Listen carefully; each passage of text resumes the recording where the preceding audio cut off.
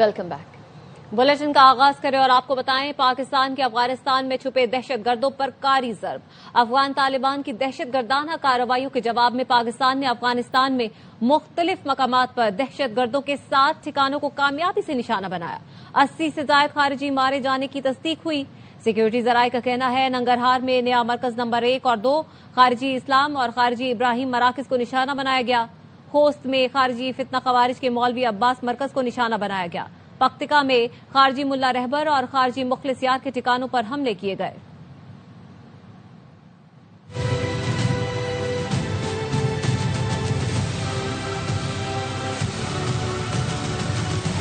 پاکستان کی خودکش دھماکوں کے جواب میں افغانستان میں کارروائی۔ افغان سرحد پر انٹیلیجنس بیسڈ کارروائی میں 7 دہشت گرد کیمپ ملیہ میٹ کر دیے۔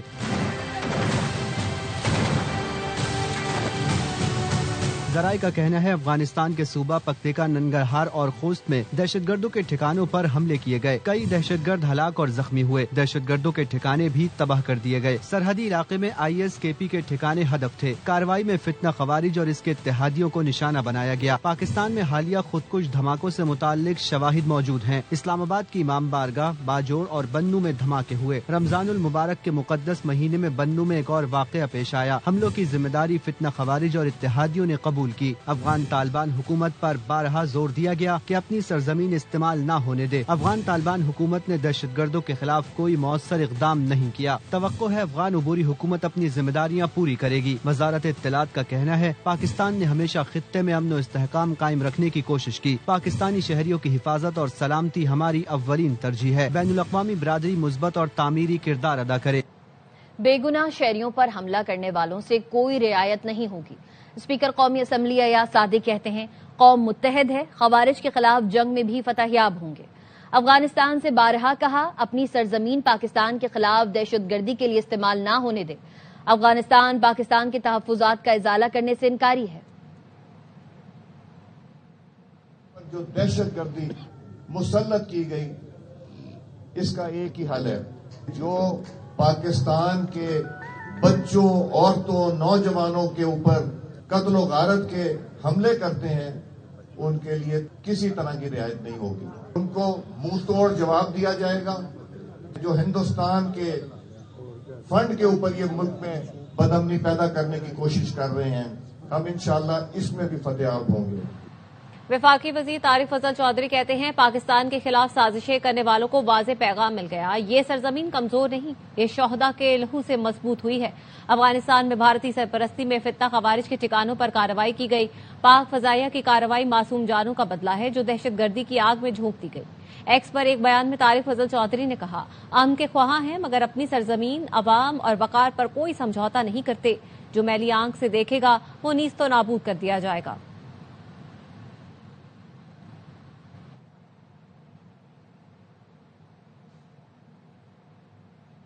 بلوچستان کے شہر پشین سرخاب مہاجر کیمپ کے قریب CTD سے جھڑپ میں 5 دہشت گرد ہلاک ہوئے ہیں۔ مزید جانتے اپنے نمائندے نجیب ترین سے۔ جی نجیب، بتائیے گا دہشت گردوں کے کیا عزائم تھے؟ بالکل، پشین کے علاقے سرخاب مہاجر کیمپ کے ایریا میں کیڈٹ کالج کے قریب سیکورٹی فورسز نے کامیاب کارروائی کے دوران تخریب کاری کا بڑا منصوبہ ناکام بناتے ہوئے 6 دہشت گردوں کو ہلاک کر دیا ہے۔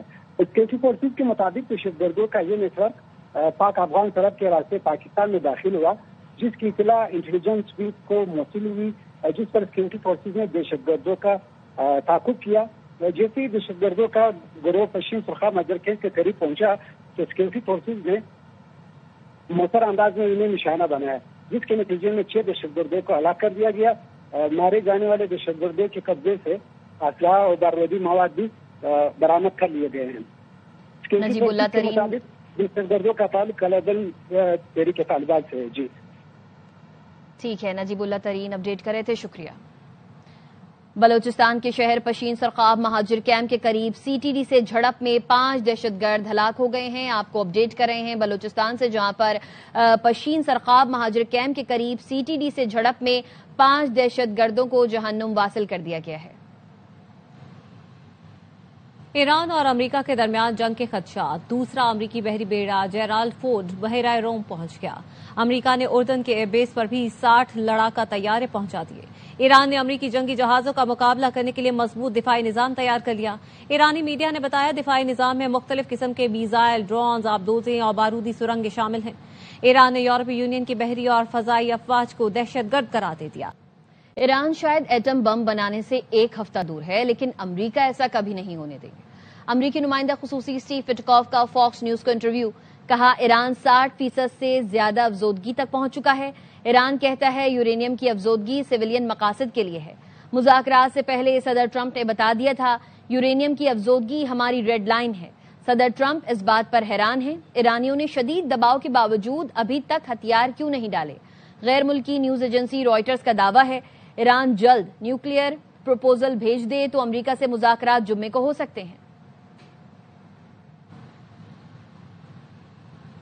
ایران کا اپنے جوہری حقوق کی حفاظت کے لیے سفارتی محاذ پر ڈٹے رہنے کا عزم۔ ایرانی وزیر خارجہ عباس عراقچی نے عالمی ایٹمی ایجنسی کے سربراہ رافیل گروسی سے فون پر رابطہ کیا۔ انہوں نے کہا ایران بین الاقوامی قوانین کے دائرے میں رہ کر اپنے قومی مفادات کے لیے تعمیری مذاکرات کا حامی ہے۔ ہمیشہ بات چیت کو ترجیح دی، لیکن ایران کی سالمیت پر کوئی آنچ آئی تو اس کا منہ توڑ جواب دیا جائے گا۔ کراچی میں سحری کے وقت نارتھ ناظم آباد میں گیس سلنڈر دھماکے سے فلیٹ میں آگ بھڑک اٹھی۔ آگ لگنے سے 15 سال کا لڑکا جاں بحق ہو گیا۔ خاتون سمیت 4 افراد زخمی ہوئے۔ محمد آصف خان رپورٹ کر رہے ہیں۔ کراچی کے علاقے نارتھ ناظم آباد 5 اسٹار چورنگی کے قریب واقع رہائشی فلیٹ میں گیس سلنڈر دھماکے کے نتیجے میں آگ بھڑک اٹھی۔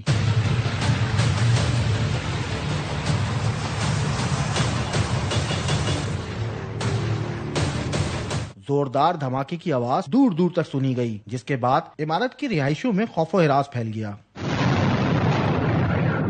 آگ سے 10ویں منزل پر فلیٹ تباہ ہو گیا۔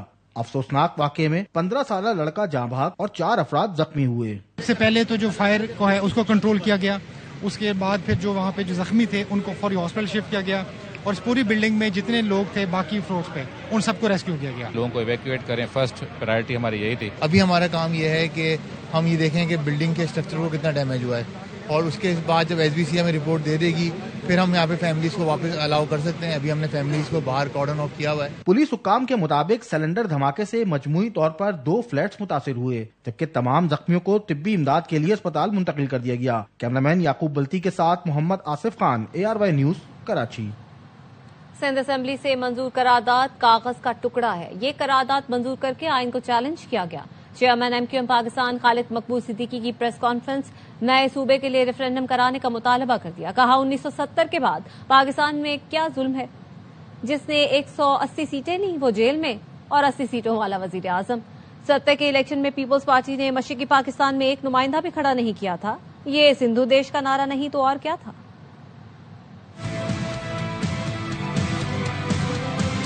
کون سا انصاف تھا کہ پاکستان کی نئی تاریخ 70 کے بعد کس طرح آغاز اس کی جمہوری تاریخ کا ہوتا ہے کہ جو 180 سیٹیں لیا ہوا ہے وہ جیل میں، اور جس نے 80 سیٹ لی ہے وہ وزیر اعظم۔ اور الیکٹورل تاریخ دیکھ لی جائے تو 70 کے الیکشن میں پاکستان پیپلز پارٹی مغربی پاکستان کے 55% پاکستان سے اپنا ایک نمائندہ نہیں کھڑا کیا، اپنے لسانی ہونے کا اعلان کیا تھا، اور جو 4 صوبے پاکستان میں تھے وہاں سے 1.5 صوبوں میں پاکستان پیپلز پارٹی کی نمائندگی۔ ایک اسمبلی میں پاکستان کے آئین کے خلاف ایک قرارداد منظور ہوئی۔ یہ چیلنج کیا گیا ہے پاکستان کے آئین کو، کاغذ کا ٹکڑا ہے، انلیگل ہے، غیر قانونی ہے، غیر آئینی ہے، غیر جمہوری ہے۔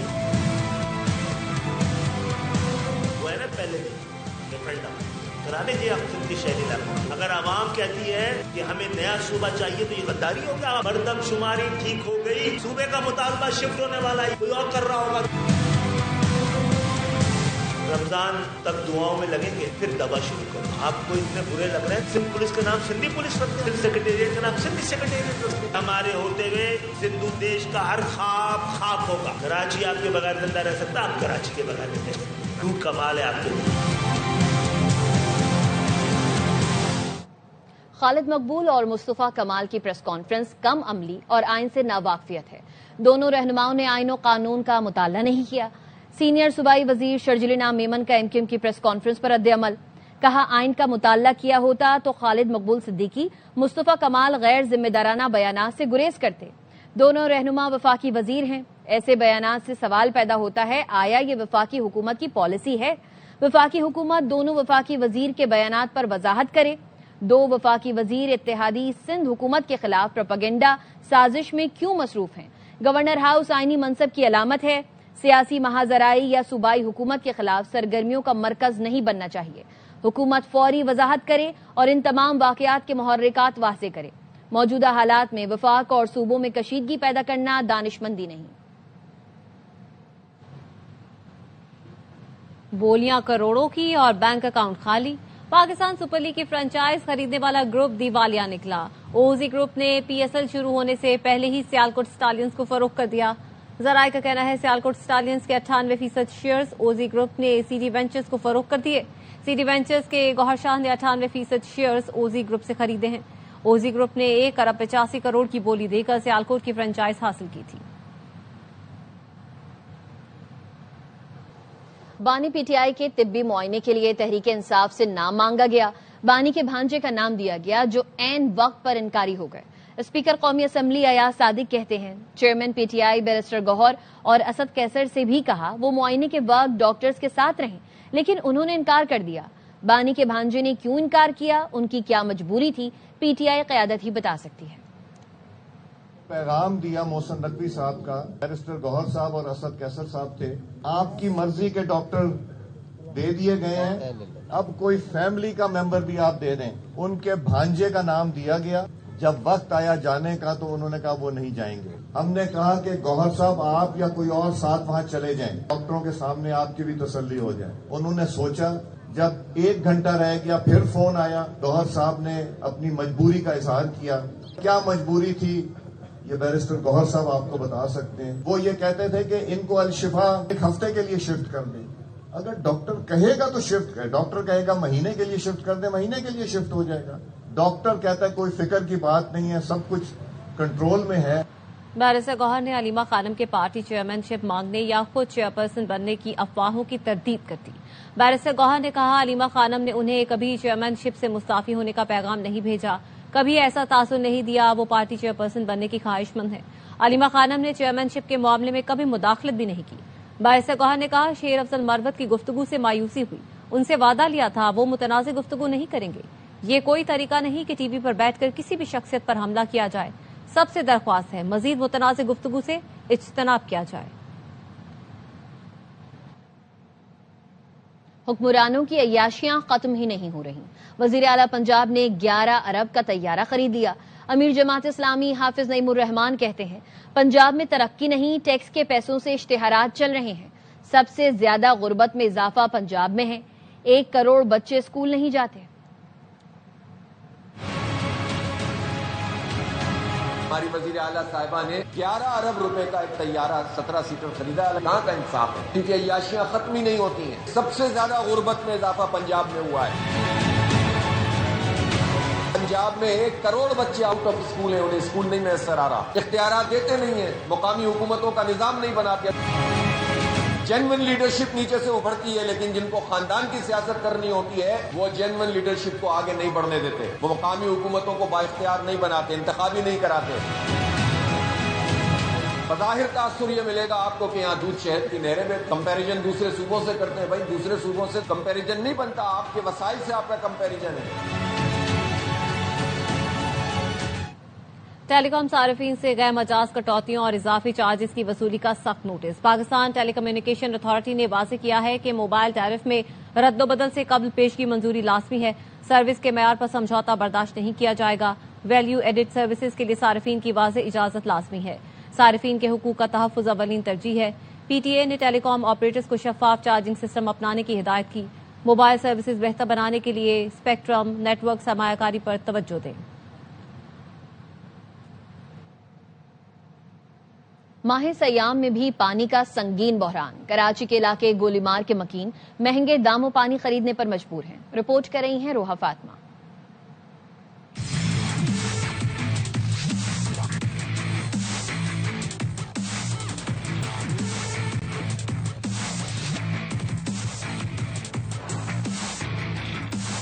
گیلن میں پانی بھرتے یہ رہائشی ہیں کراچی کے علاقے پرانا گولیمار کے، جہاں میٹھے پانی کی لائن چوک ہونے اور لائن ٹوٹنے کے باعث سیوریج کا پانی شامل ہونے سے شہری اذیت میں مبتلا ہیں۔ پانی ایسا بدبو والا آ رہا ہے کہ آپ ایک پانی کا بوند بھی گر جائے نا ناپاک انسان ہو جاتا ہے گا۔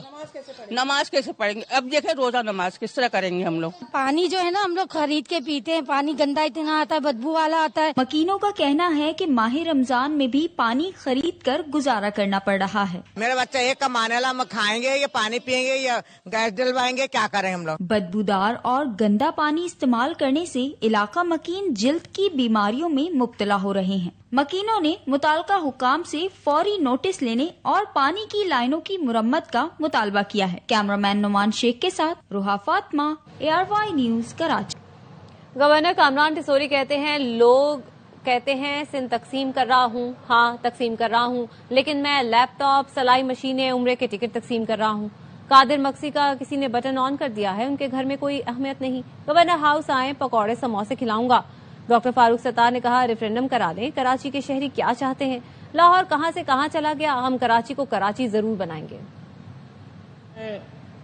سندھ کی تقسیم چاہتا ہوں، لوگ یہ کہہ رہے ہیں میں تقسیم کر رہا ہوں، لیکن لیپ ٹاپ تقسیم کر رہا ہوں، میں راشن تقسیم کر رہا ہوں، سلائی مشین تقسیم کر رہا ہوں، عمرے کے ٹکٹ تقسیم ہو رہے ہیں۔ قادر مکسی صاحب کی کسی بات کا جواب اس لیے نہیں دیتا، مجھے پتا ہے کہ ان کا بٹن کسی نے آن کیا ہے، ان کی اپنے گھر میں بھی کوئی اہمیت نہیں ہے۔ تو وہ بھی آ جائیں، رمضان میں آئیں گے تو ان کو میں پکوڑے کھلاؤں گا، سموسے بھی کھلاؤں گا، اگر رمضان کے بعد آئیں گے حلیم اور جلیبیاں کھلاؤں گا۔ آج پاکستان کو صرف بنانا نہیں ہے، بچانا بھی ہے۔ ریفرنڈم کرا لے اور لوگوں سے پوچھ لے کہ وہ کیا چاہتے ہیں، تو لاہور کہاں سے کہاں چلا گیا۔ واٹس ایپ نے صارفین کے لیے نیا فیچر متعارف کرا دیا۔ اب کسی کو گروپ میں شامل کیا جائے گا تو دیگر ممبران اس کی شمولیت سے پہلے کے میسجز بھیج کر گفتگو کو اس کے علم میں لا سکتے ہیں۔ نیوز بلیٹن سے فی الحال اتنا ہی۔